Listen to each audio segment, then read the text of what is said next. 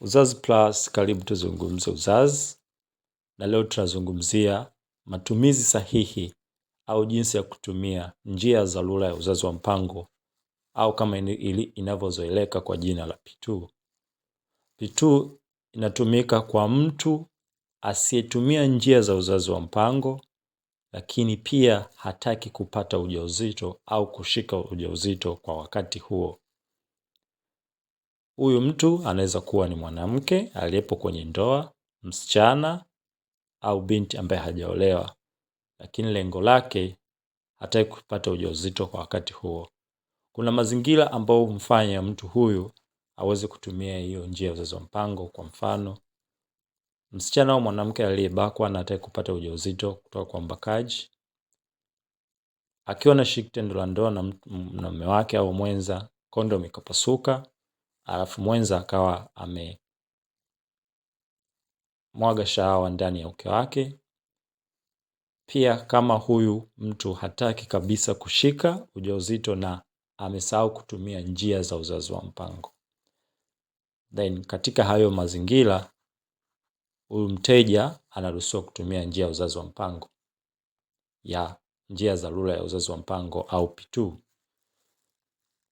P-2 inatumikaje? Ni matumizi yapi, ni njia zipi ambazo zinamfanya mtu aweze kutumia P-2 kwa usahihi?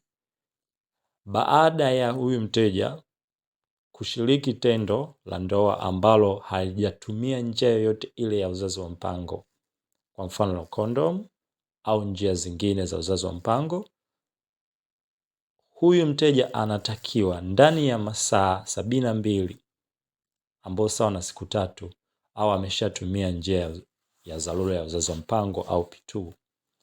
Sasa katika maduka au katika vituo vya afya, P-2 zinapatikana kwa njia ya vidonge. Na katika hivi vidonge vinapatikana katika pakti ambapo kuna kidonge kimoja au nakuta pakti ina vidonge viwili. Ndani ya hayo masaa 72 ambayo sasa siku 3, huyu mteja anatakiwa awe ameshamaliza matumizi ya hivyo vidonge.